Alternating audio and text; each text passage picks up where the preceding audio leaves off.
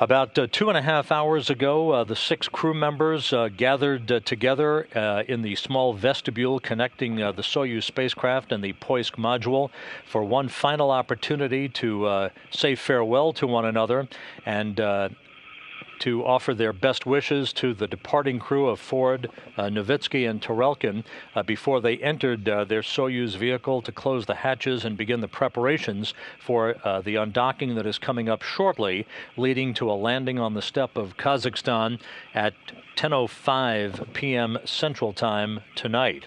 As you can see from this video, again, the hatches between the two spacecraft were closed at 3:38 p.m. Central Time, 4:38 p.m. Eastern Time. The final farewells taking place as the departing crew made their way into their Soyuz vehicle to begin their final preparations. Once the hatches were closed between the two spacecraft, the vestibule, this small passageway between the docking interface between the Soyuz and Poisk was depressurized. Leak checks got underway almost immediately. The crew then received approval from Russian flight controllers at the Russian Mission Control Center in Korolyov outside Moscow to don their Russian Sokol launch and entry suits. That took about 40 minutes to complete. They then strapped themselves into their respective seats in the descent module, the centermost section of the 3-compartment Soyuz vehicle. They strapped themselves in with Tarelkin on the left seat, Novitsky in the center, and Ford on the right. The suits underwent their own brand of leak checks. They are airtight, as is the vestibule and the docking interface between the two vehicles.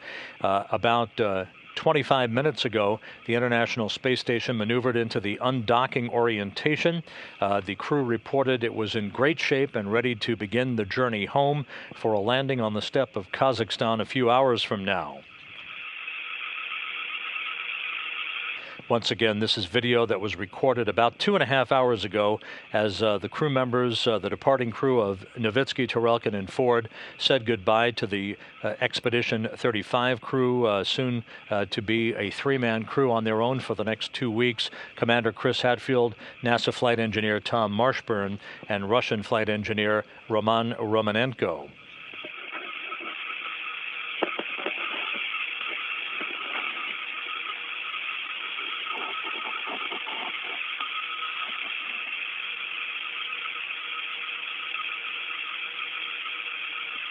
There were final pictures taken, as you can see. Some final exchanges of words and well wishes from the remaining crew on board of Hadfield, Romanenko, and Marshburn to the departing crew.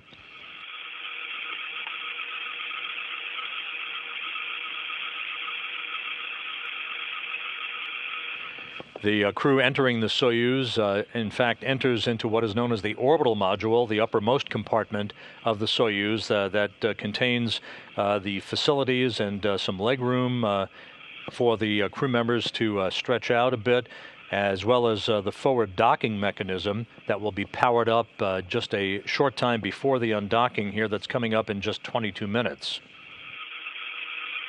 Once the crew made its way past the orbital module, they made their way into the centermost section, the descent module, closed the hatch to the upper section, the orbital module, and then began that series of leak checks as part of the preparations for the undocking that is coming up a short time from now.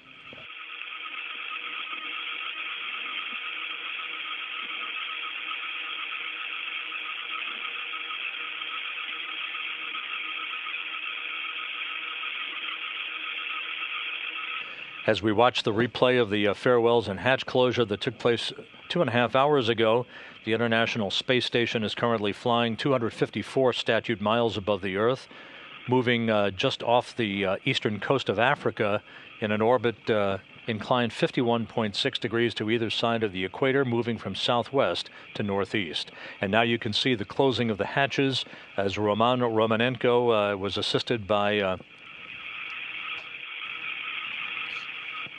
his crewmate, Tom Marshburn, in closing the hatch. And as we said, that ensued a series of leak checks and suit checks as the departing Soyuz crew climbed into their Sokol launch and entry suits and made their way into the descent module to strap themselves into their seats. Over the past 2.5 hours, communications checks and systems checks have been conducted. Everything has been found to be in good shape with the Soyuz vehicle in preparation for its return to Earth. The crew in a very upbeat and jovial mood, often catnapping at times, relaxing and getting ready for the high-speed return to Earth that will result in a touchdown on the steppe of Kazakhstan, about 36 statute miles to the northeast of the remote town of Arkelik at 10:05 p.m. Central Time this evening.